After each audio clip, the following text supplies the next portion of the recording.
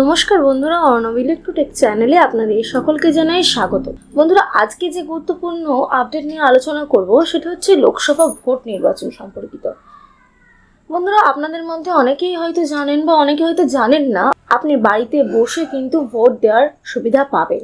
কিভাবে এই সুবিধা পাবেন, কারা কারা বাড়িতে বসে ভোট দিতে পারবে, তাহলে আপনাকে কি করতে হবে, সবটা বিস্তারিত আলোচনা করব আজকের এই ভিডিওতে। তাহলে ভিডিওটি অবশ্যই শেষ পর্যন্ত দেখুন। এবার প্রথমে যে বিষয়টা নিয়ে আলোচনা করব সেটি হচ্ছে বাড়িতে বসে ভোট দেওয়ার সুবিধার জন্য কারা যোগ্য, কোন নির্বাচকরা এই সুযোগটা পাবে। বয়স্ক ব্যক্তিরা, যাদের এজ 85+, মানে 85 বছরের বেশি যাদের বয়স, তারা পাবে। তাছাড়া বিশেষভাবে সক্ষম ব্যক্তি, প্রতিবন্ধকতার প্রমাণ থাকতে হবে, মিনিমাম 40% তার কিন্তু প্রতিবন্ধকতা থাকতে হবে, তারা এই সুযোগটি পাবে। এবার চলে আসছি আপনি বাড়িতে বসে কিভাবে এই সুবিধাটা পাবেন। ভোট গ্রহণ কর্মীরাই ভোটারের ঠিকানায় তার ভোট সংগ্রহ করতে চান। ভোটারকে আগেই এই সম্বন্ধে অবহিত করা হয়। এই ভোট যারা নিতে যান, যারা ভোট গ্রহণ করতে যান, সেই সমস্ত কর্মীর সাথে একজন ভিডিওগ্রাফার ও পুলিশ কিন্তু থাকে। কোন তারিখে আপনার ভোট নেওয়া হবে তা ভোটারকে SMS এর মাধ্যমে জানিয়ে দেওয়া হয়। তবে কিছু ক্ষেত্রে বন্ধুরা, SMS এর সাথে সাথে ফোন করেও কিন্তু জানানো হয়ে থাকে।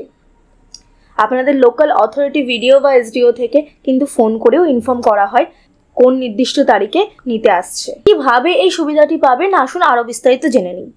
বিজ্ঞপ্তি জারি হওয়ার 5 দিনের মধ্যে 12D ফর্ম পূরণ করতে হয় এবং রিটার্নিং অফিসারের কাছে আবেদন করতে হবে।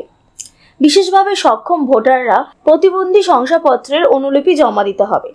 এক্ষেত্রে ব্লক লেভেল অফিসার, যারা BLO আছে, তারা 12D বা 12D ফর্মটিকে ভোটারদের বাড়ি থেকে সংগ্রহ করবেন। প্রার্থীদেরও এই ধরনের নির্বাচকদের তালিকা প্রদান করা হবে যদি তারা এই প্রক্রিয়াটি দেখার জন্য তাদের প্রতিনিধি নিযুক্ত করতে চান।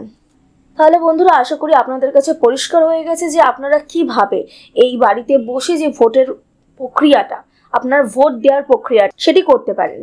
তাহলে বন্ধুরা, আজকের এই গুরুত্বপূর্ণ আপডেটটি আপনাদের কেমন লাগলো অবশ্যই কমেন্ট করে জানাবেন। যদি ভালো লাগে তো একটু লাইক করে অবশ্যই ভিডিওটি বেশি করে শেয়ার করে দেবেন বন্ধুরা। এবং আজকে যদি আপনি আমাদের চ্যানেলে নতুন এসে থাকেন, চ্যানেলটি সাবস্ক্রাইব করে আমাদের পাশে থাকবেন। আপনাদের সকলের সহযোগিতা কিন্তু কামনা করছি।